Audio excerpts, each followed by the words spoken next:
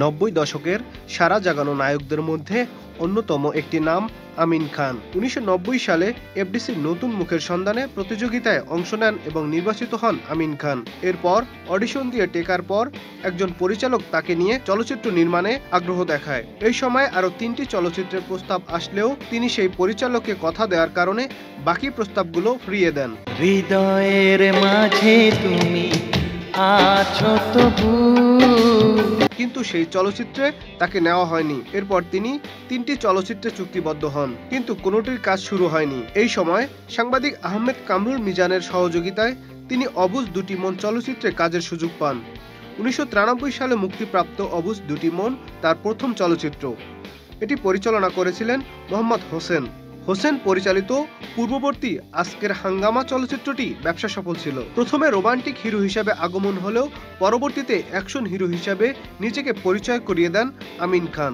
আমায় দুনিয়া থেকে চুরি করে তোমার বুকের ভেতর রাখো ভরে। তখনকার সময়ে আলেকজান্ডার, মান্না, শাকিল খান কিংবা শাকিব খান সহ তখনকার সকল হিরোদের সাথে সমান তালে নিজেকে প্রমাণ করে গিয়েছেন আমিন খান। দর্শক মহলে শক্ত অবস্থান করে নেন এই নায়ক। একের পর এক সুপারহিট ছবি দিয়ে নিজের শক্ত অবস্থান করে নেন আমিন খান। 2000 থেকে 2006 সাল আমিন খানের ক্যারিয়ারে অন্যতম সফলতার বছর। এ বছরগুলোতে আমিন খান অভিনীত প্রায় 90টি সিনেমা মুক্তি পায়, যার মধ্যে মুখোমুখি, নয়া কসাই, ফুল নেব না অস্ত্র নিব, টুকাই থেকে হিরো, হীরা চুনি পান্না, জীবনের গ্যারান্টি নাই, মাস্তান নাম্বার 1, মাঝির ছেলে ব্যারিস্টার, পিতার আসন সহ অনেক সিনেমা সুপারহিট ব্যবসা সফল হয়। একমাত্র ওয়ালটন এসি দিচ্ছে 1 বছরের রিপ্লেসমেন্ট গ্যারান্টি এবং কম্প্রেসারের 10 বছরের গ্যারান্টি। গরিবের মন অনেক বড় সিনেমার জন্য 33তম বাচসাস পুরস্কার লাভ করেন আমিন খান। কিন্তু দীর্ঘ কয়েক বছর ধরে কোথায় হারিয়ে গেলেন এই চিত্রনায়ক? দর্শকদের মনে জায়গা করে নেওয়া এই হিরোকে কোথাও দেখা যাচ্ছিল না।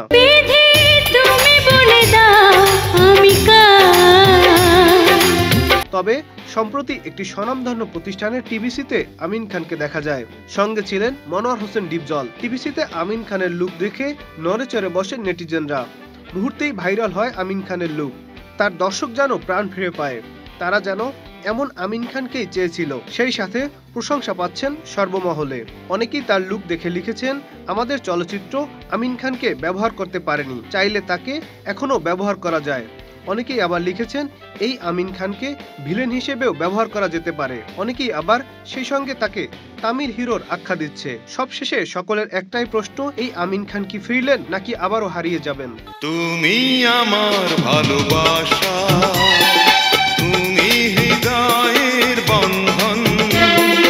নাদিম হাসান, চ্যানেল আই।